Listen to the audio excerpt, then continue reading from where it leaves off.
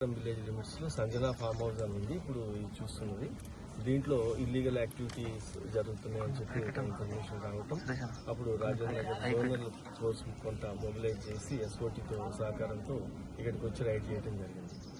దీంట్లో ఇక్కడికి వచ్చిన తర్వాత మొత్తం 51 మెంబర్స్ ఉన్నారు. దాంట్లో 37 మెంబర్స్ ఉమెన్ ఉన్నారు, 14 మేల్ ఉన్నారు. ఈ 51 మంది కూడా ఆఫ్రికన్ కంట్రీస్ సంబంధించిన వాళ్ళే ఉన్నారు. ఇక్కడ వాళ్ళు ఎవరు లేరు. దీంట్లో ఎక్కువగా 34 మెంబర్స్ ఉగాండా వాళ్ళు, కెన్యా, లిబేరియన్, తర్వాత క్యామరూన్, ఇట్లా డిఫరెంట్ కంట్రీస్ నుంచి ఇక్కడ వీళ్ళందరూ ఐడెంటిటీస్ అయి చూడటం జరిగింది. వీళ్ళు ఇక్కడ బేసికల్గా ఒక లిక్కర్ పార్టీ ఆర్గనైజ్ చేస్తున్నారు. ఒక 65 వరకు ఈ బీర్లు, తర్వాత చాలా ఒక 20 లీటర్స్ వరకు డిఫరెంట్ వెరైటీస్ లిక్కర్ బాటిల్స్ కూడా అక్కడ ఉన్నాయి.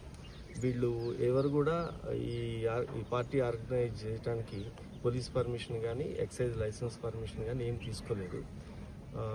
దీంట్లో అదే వయలేషన్ దాని కింద, సౌండ్ పొల్యూషన్ దాని కింద, వీటి మీద ప్రాథమికంగా ఇప్పుడు మనం కేసు రిజిస్టర్ చేయడం జరుగుతూ ఉంది. ఇప్పుడు ఇమిగ్రేషన్ వాళ్ళకి వీళ్ళందరూ కూడా అదర్ కంట్రీస్ వాళ్ళు కాబట్టి ఇమిగ్రేషన్ ఆఫీసర్స్తో కూడా ఈ ఇన్ఫర్మేషన్ షేర్ చేసుకోవటం, అది చెకింగ్ జరుగుతూ ఉంది. ఎవరు జెన్యూన్ ఉన్నారు, ఎవరు జెన్యూన్ కాదు, ఎవరు ఓవర్ స్టేయింగ్ ఎవరైనా ఉన్నారా వీళ్ళందరూ. దీంట్లో ఒక 12 మంది డిఫరెంట్ యూనివర్సిటీలో సంబంధించిన స్టూడెంట్స్ కూడా ఉన్నారు.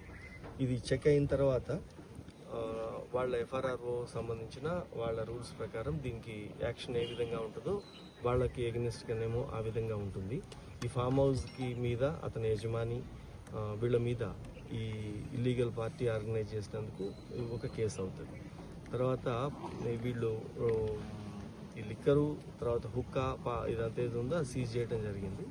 ప్లస్ వీళ్ళు ఏమన్నా డ్రగ్ సంబంధించింది ఏదైనా ఉందా అనేది ఇప్పుడు ఈ ఇమిగ్రేషన్ అయిపోయిన తర్వాత డ్రగ్ టెస్ట్ కూడా చేస్తారు వాళ్ళకి. దాని తర్వాత దాని రిజల్ట్ని బట్టి యాక్షన్ తీసుకోవడం జరుగుతుంది. ఏమైనా దొరికాయా సార్? డ్రగ్స్ కానీ, గంజాయి కానీ, ఏదైనా పదార్థాలు ఏం దొరకలేదు.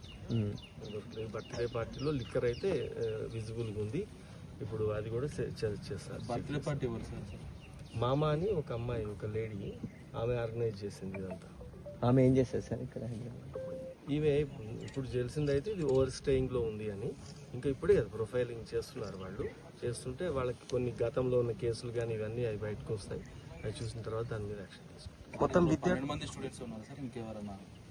12 అంటే వాళ్ళు చెప్పేదాని ప్రకారం ఇప్పుడు వెరిఫికేషన్ జరిగిన తర్వాత కదా వాళ్ళు యాక్చువల్ స్టూడెంట్ వీసాలో వచ్చారా, లేకపోతే వాళ్ళు చెప్తారు నేను స్టూడెంట్ అని. ఇప్పటికిప్పుడు యూనివర్సిటీ